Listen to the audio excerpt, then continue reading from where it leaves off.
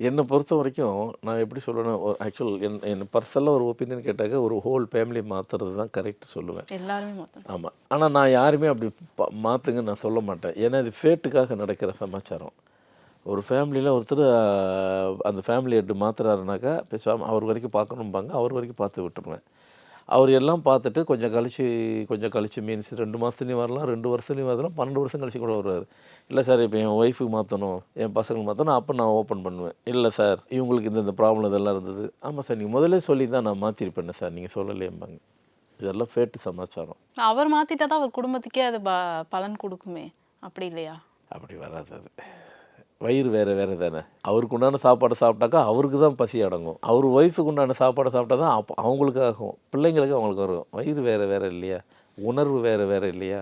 So வாழ்க்கை வேற வேற இல்லையா? அதனால அவங்கவங்களுது அவங்க சரி பண்ணா தான் சரியாக இருக்கும். அவரது சரியே முதல்ல ஃபேமிலி ஹெட்டுதே சரியா இல்ல அப்படின்னாக்கவே, டோட்டல் ஃபேமிலி தான் டிஸ்டர்ப் ஆகும். அதனால முதல்ல ஃபேமிலி ஹெட்டு.